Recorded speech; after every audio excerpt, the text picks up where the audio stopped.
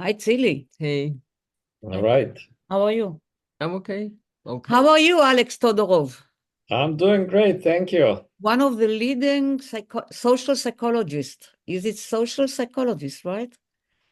Yeah, I mean, I could count Research. also as a cognitive perception either way. Yes, right. But But you'll tell us in a minute. But you are, so we will ask you briefly later other things, but mainly you are very much well known about your research on faces, right? Yes. If you can tell us a little bit about it. Okay. So, well, I mean, this is a huge area of research in psychology, not only in cognitive psychology and perception and social, in neuroscience. So there's tons of amazing work because faces are really special in some ways for us as social creatures. And even infants with minimal visual experience are more sensitive to looking at faces than equally complex stimuli. So they're really important stimuli, and we obviously care about other people.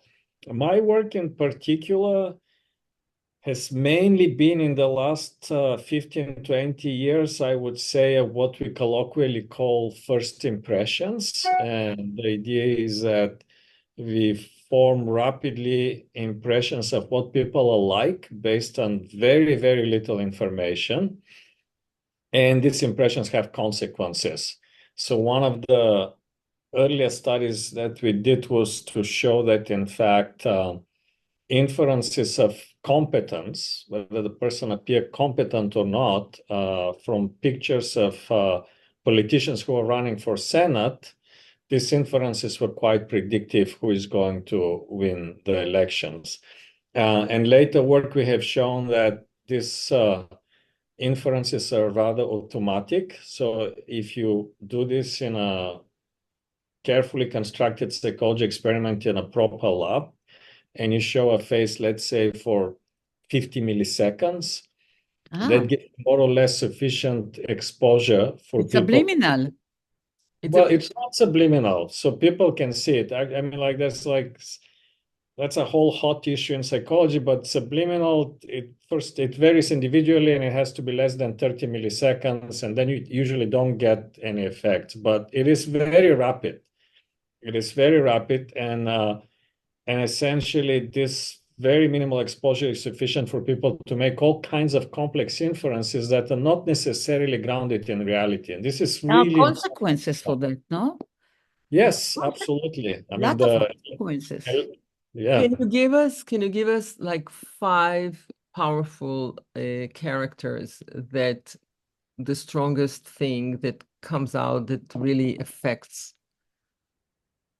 You mean our on spaces? but you mean on our emotions No, or if you because there is a structure of the head, there the structure of each thing, and each thing I is see. I telling see. Yeah. something. So Just you mean five, the most powerful that the immediate impression is very strong.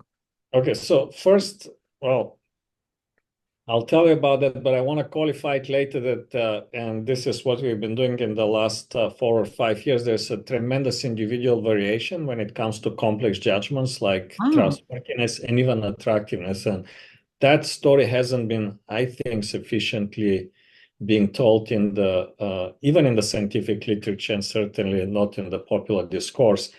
But that very much depends on the specific judgments. So, for example, if people are judging whether somebody appeared trustworthy or not, and again, this judgment have no grounding in reality. So that's a subjectively compelling perception, but it doesn't mean that the person is actually trustworthy or not. This is super important, and it's a very easy mistake to make. That just because people make these rapid judgments, they tell you something truthful about the person. But if you take trustworthiness, one of the strongest example is expressions, emotional expressions. So if you're appearing to be smiling, people will perceive you as more trustworthy. And the fact of the matter is that one of the implications of my work is that there's no really emotionally neutral face. Even if you're in rested face, like if you're tired and haven't slept well, people can tell. And if strangers are judging you, they will judge you accordingly. So for trustworthiness, that's expressions of positive expressions. There's also feminine faces are generally judged as more trustworthy, but on the other hand, it's less dominant, and that's whether the face is a face of a male or a female.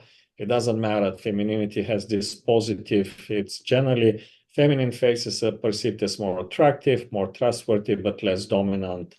And also, So it doesn't matter on your face. It's just a general kind of assessment, right? This is a Every woman, generalization. yeah, it is, yeah. So, so people look at a woman, immediately there's some characteristics come out, faster than with men. well, so in general, I mean, all else being equal, Yeah, equal.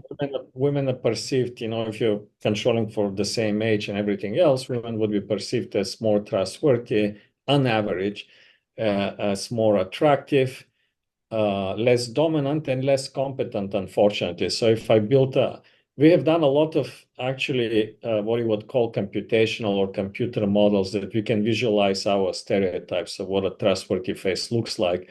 So they happen to be more trustworthy, but because you have a mathematical model and I have a model of attractiveness, I can literally subtract the attractiveness of the faces.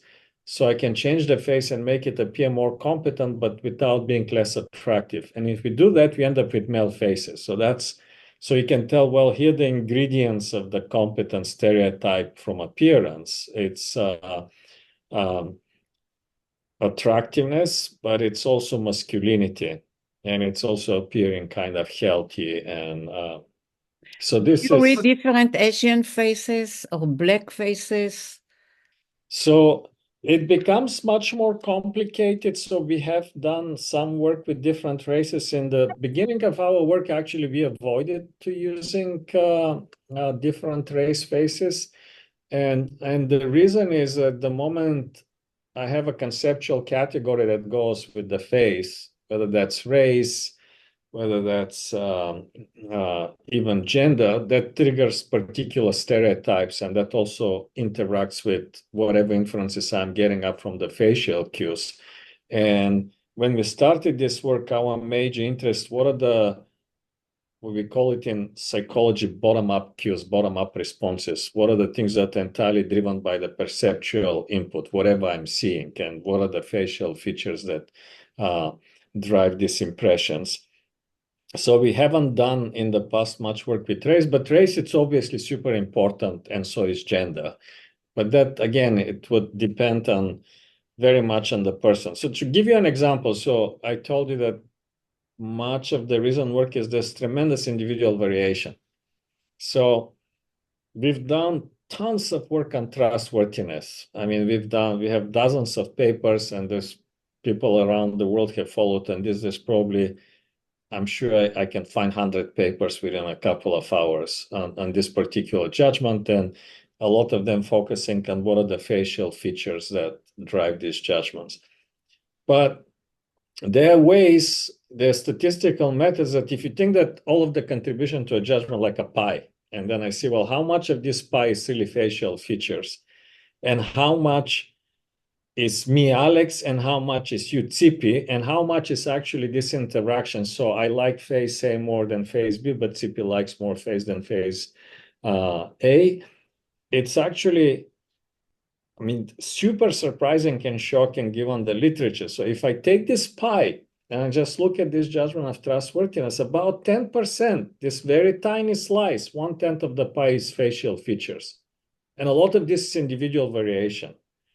Now, for attractiveness, again, more than half of the pie is individual variation. So our preferences are very important, and they're different. They lead us to make distinct judgments.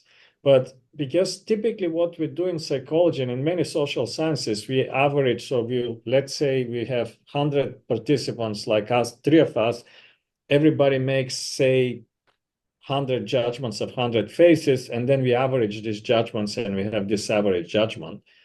But that average judgment, by virtue of the fact that I'm averaging, masks what Tzipi actually thinks and what Tzili thinks and what Alex thinks about this stimuli. So this is something that is really interesting. And again, this is for complex judgments. If I take something like masculinity, femininity, most of the pie is shared agreement features. People just have a pretty clear idea. Oh, okay, these features make a face masculine, these features make it feminine. But trustworthiness, attractiveness. So how you But explain that wait a crooks? Wait a So- second. I want to take it a little bit backwards. We're 5 women or 10 people, men and women, looking at your face. Are we going to see something in common, or each one will see something very different that jumps first for each one? So if you go back to this metaphor of the pie, about 10% you'll see the same, right? I mean, so we will see something that would be, so for example, in terms of trustworthiness, emotional expression is a very strong input, and you could see it pretty much in every participant. But then some people like more feminine features, but some people like more masculine features. And then it becomes very, very specific. So everybody sees something different. So if you want to build a judgment towards you, let's say, from the people who are looking at you, and you have each one something else tells them something else, how can you build a profile that basically will give us a general idea about who you are? Well, you can build a profile of every participant, and we can do that, but it takes longer time. So if you come to our lab, participate in an experiment, and you need to judge a few hundred faces, but we can build a model that is specifically tailored to you. What face looks to you like a trustworthy face, or what face looks to you like attractive face? And that model will be different than the model of me. So that's kind of a... But then if you want to merge it all together, let's say you put the face of the 2 nominees for the presidency of the United States, and you try to put something together so everybody gets something that they can find to choose one of them. How do you do that? So if there is zero agreement at the level of the group, you shouldn't be doing that, because you're basically building a model of nothing. So, I mean, I'll give you an example. Maybe with faces, it's a little bit harder, but so we did some work in the past with novel 3-dimensional objects. So imagine like objects that vary in terms of their spikiness, like a sphere with a lot of spikes coming out of it. And so when we ask people whether these objects are beautiful, and the main feature that varies is how spiky the objects. Imagine lots of sharp spikes as opposed to fewer.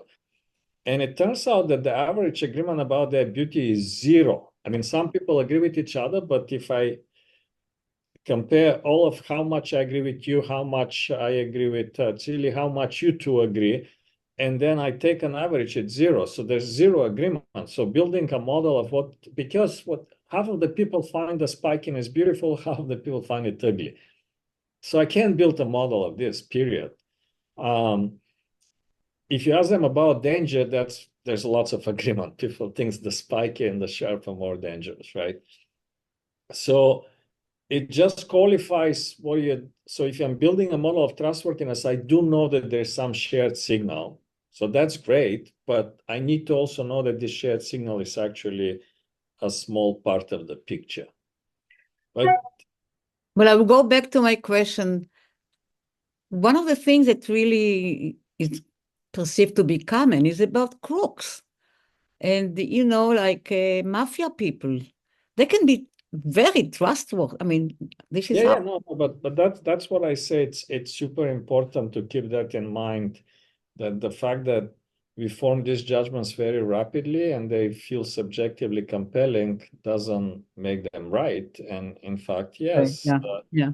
And you can think of people like Bernie Madoff. Apparently, they Right. were very Was very yeah. Do you have an extreme example that's something that it's very, very, very popping out, or very the same to everybody? I mean, again, so if I look at, as I mentioned earlier, masculinity, femininity, people have pretty good agreement. They They use the same Yeah. perceptual cues in the same way, but the more complex the judgment, all bets are off. And the thing is that, okay, masculinity, femininity, you kind of feel exposed in your life to men and women. And even if the distinctions could be blurred sometimes, there's a lot of learning. Attractiveness, by definition, is appearance-based judgment. There's no right or wrong attractiveness, right? Whatever appeals to you or to me, and that's perfectly fine. And even they have a lot of agreement. Now you talk about competence, trustworthiness. Now we are reading into the face. I mean, there's nothing in the face that gives you this information. And then, of course, you have lots of, you'll have huge disagreements, if you like, or there will be a lot of total individual contributions to the judgments. What happens we live in times of plastic surgeries, and people change their faces. And I'm not talking about change the faces on purpose not to be recognized. It just, the character is basically in the old face. The plastic surgeon is fixing things only for whatever reason, beauty or whatever. How people react to this? Does it change their perspective when they see if you put a face before and after? Well, I mean, so I haven't followed closely this literature, but at least the people who are involved in plastic surgery, they have evidence, of course, it's evidence that's good for them, that if people are happy with the plastic surgery, they feel better. Yeah, but the people who look at But them, if I look at you after the plastic surgery, and you did buttocks here, and then you have this rabbit, I think thing. Sometimes there's this discrepancy between, because once you're very familiar with the person, you have very strong prototype in your mind and expectations. And when there's a discrepancy, that could feel very odd.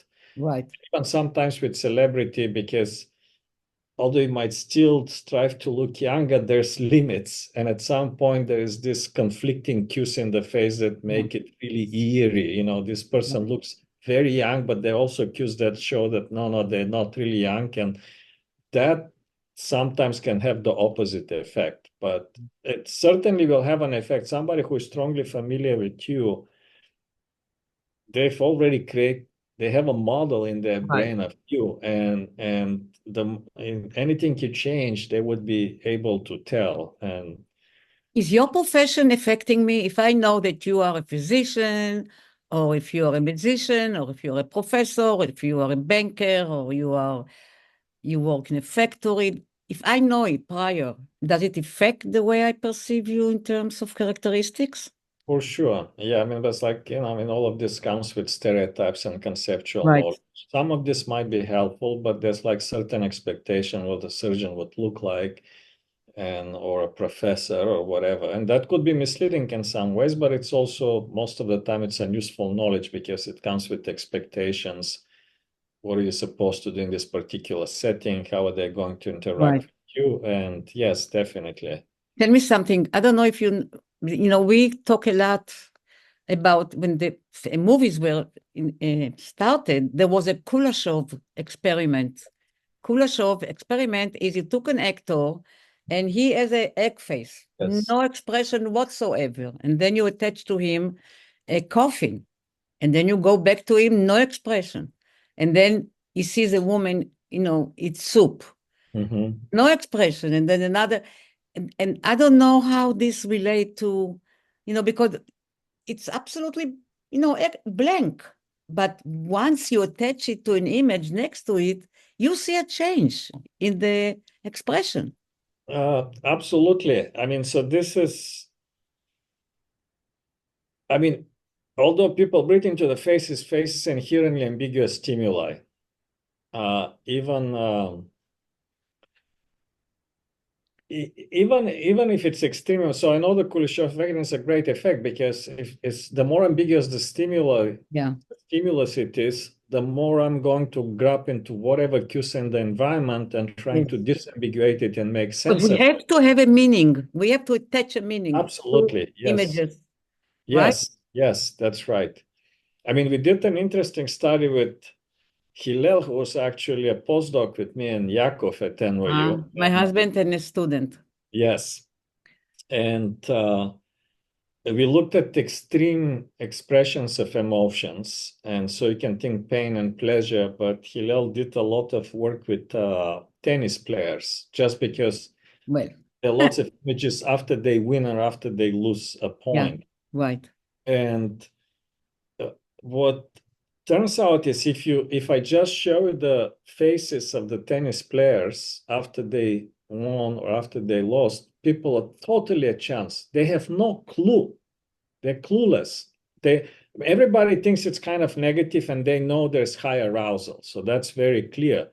But whether the emotion is positive or negative, they have no idea.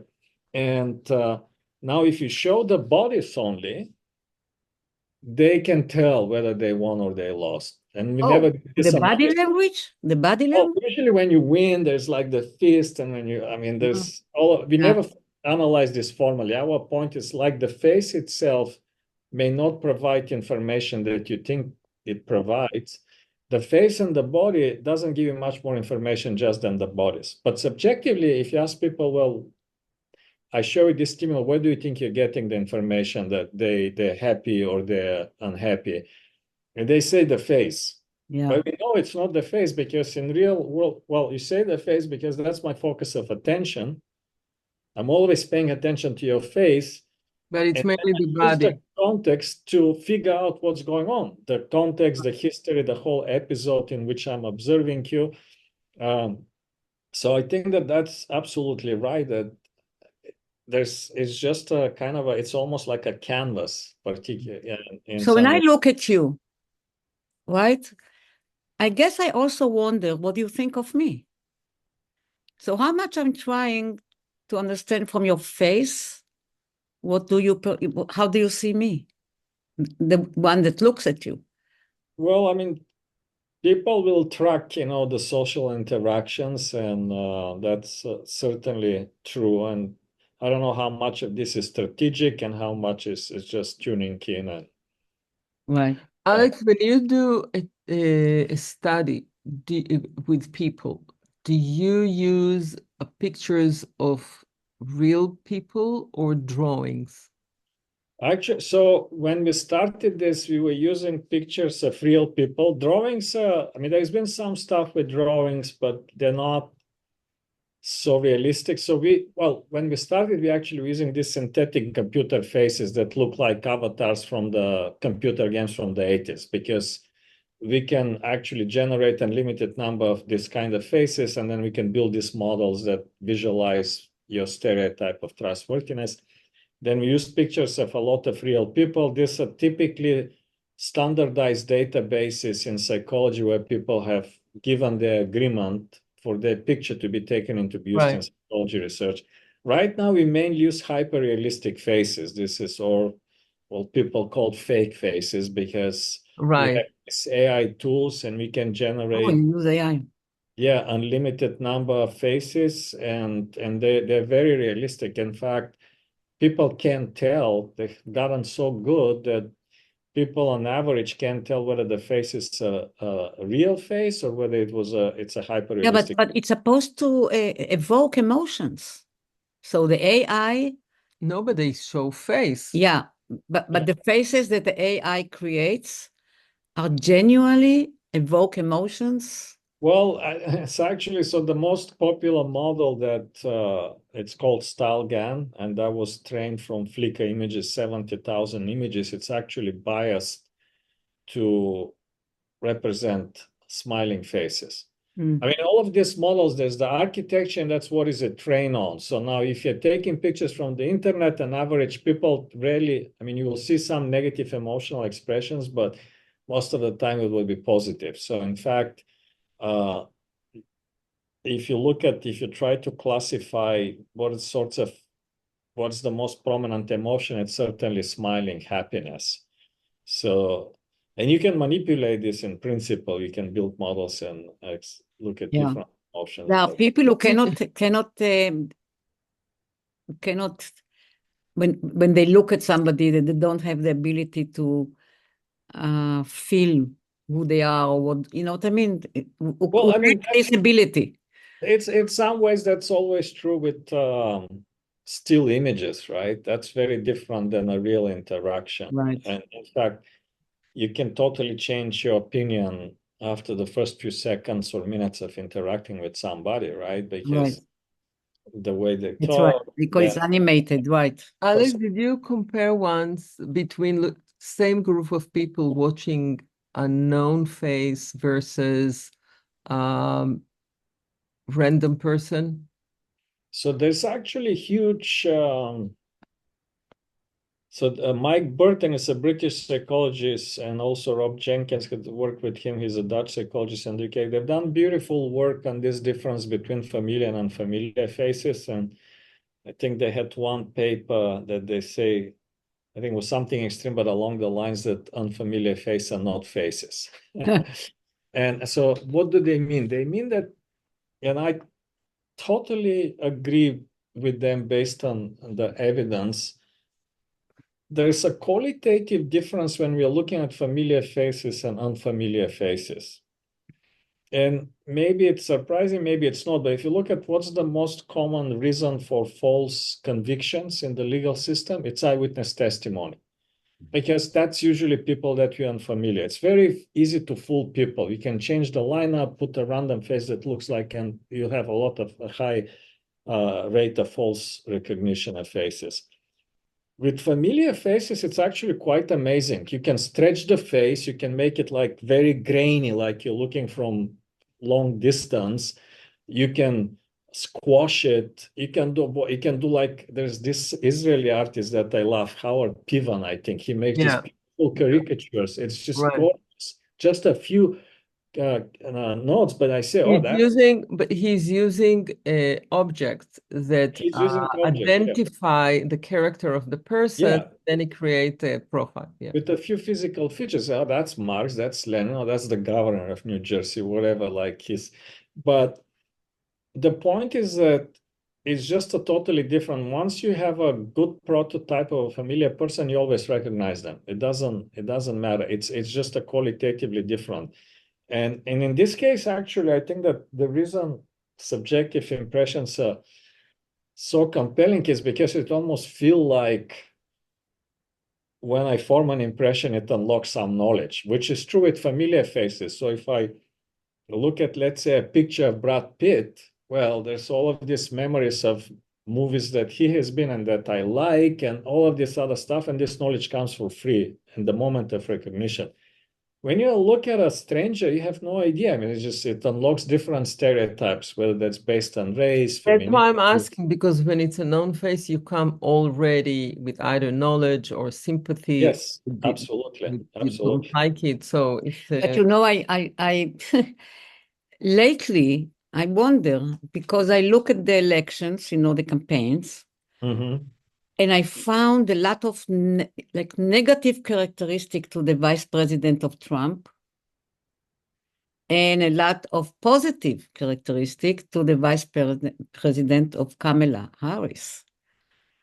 And I wonder if my judgment is because of who the vice president of who. The combination. That's a pretty good bet. I mean, political elections is just, it's a totally different, because your ideological preferences play a huge role of how you would read the information, how you would assess the candidate. So it's just a totally different ball game, because they also, at this point, they're a highly familiar candidate, and the vast majority of people have formed their minds, so you can move them one way or another. And that's no longer a question about appearance, and how I read into the information would be very, very much colored by what my underlying ideological preferences are. Yeah. You know that Spielberg, by the way, it's not connected, but he talks a lot about how difficult it is to look at a person and like it's connected a little bit to my previous question, and know what he's thinking about from his facial expression. Yeah. This is to Right? It's hard. Yeah, yeah. It's tricky. Absolutely. I mean, like people have done some sort of studies in personality psychology. There is something called, I forgot the exact name of the paradigm, but imagine you with putting a stranger and you put together for like a minute. You don't even need to say anything. There's very minimal exposure, and then they will try to measure how accurate your impressions on like personality characteristics, and they have separate measures of those characteristics based on self-reports of the person. And certain things you can tell, like extroversion, right? Because that's something that people can easily read, whether a person introverted or extroverted, just from their nonverbal behavior. But things like whether the person is conscientious or open to experience, you can't tell. Turns out, though, you can tell whether a person is conscientious if you just look at their office. And whether they're open in the experience if you look at their bedroom or living room. Because in a sense, our personality leaves traces in the environment, how you structure and order everything around you, but it's not in the face. And that's, I mean, certain things that have behavioral manifestation like extroversion, yes, you could tell. There's lots of evidence there, but many other things that like, is the person going to be honest to me? Is they trying to help me or they're trying to deceive me? That's very hard. I mean, there's a bunch of stuff. But if you go to a photography studio, right? So you're getting ready to be photographed. Yeah. You will try to project, your alternative biography almost, like you want to be. Sure. So when you go, if I will come to your lab for one of your experiments, wouldn't I try to think what? We actually tried to do a study like this, and we never did it when I was back in Princeton, to ask people to act like they probably have particular kind of a personality or not. But I'll tell you about one of my favorite demonstration of what you're describing. It's a little bit different, and it was done by the Canon, the photography company in Australia, the Canon Lab in Australia, and they have actually pretty nice YouTube video of this.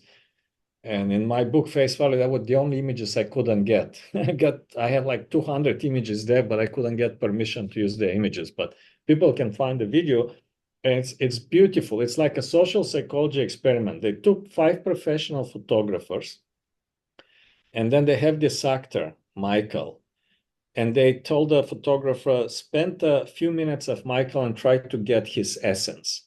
But then that's the social psychology part. They lie essentially to, that's not the social psychology part. It's the manipulation, not the lie.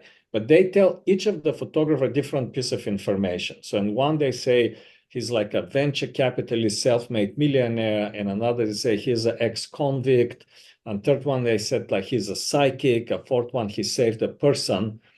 And then they go and spend some time with him, and then you look at the images and they're absolutely beautiful and totally different. It's amazing. So like the self-made millionaire, he's like staring into the future. It's this close up, and like the convict is like this withdrawn.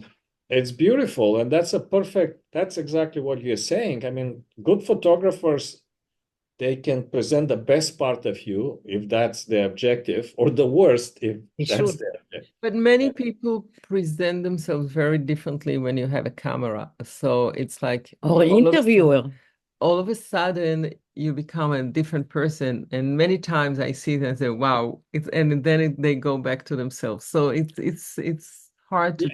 I mean, there's lots of self-presentation and strategical stuff in this. What you do is very important, because there is huge consequences for many, many people, that how they perceived by the other can be totally wrong, and they can go, I mean, I agree with you. I mean, we had one. I already said, I'm sad. Because by the way, maybe I'm coming for myself, because a lot of people, by the way, when they meet me, they think I'm a bit crazy. I don't care anymore. But it used to be that, well, I never really cared, but I heard it a lot. Oh, when we first met you, we thought. I see, yeah. No, it's terrible. I mean, like, one of my former students, we had a paper and he coined a term that is, I think, a pretty good term, but didn't stick around, facism. Because like, people can talk about discrimination based on race, sexual orientation, but there's lots of discrimination based on appearance, but it's not like a neat category. And people don't talk about it, but yes, absolutely, it has consequences. Yeah, Absolutely. yeah. Yeah. Well, all of them said after they knew me that I'm not crazy. After they knew me, but yeah, yeah. Alex, thank you That so was much. fascinating. Very You're more than fascinating. welcome. That was fun. Thank you. I hope you enjoyed it too. Yeah, absolutely. Thank you so much. Thank Thanks. you, Tzili. Thank you, And see you everybody. next week. Yeah. Bye. Bye.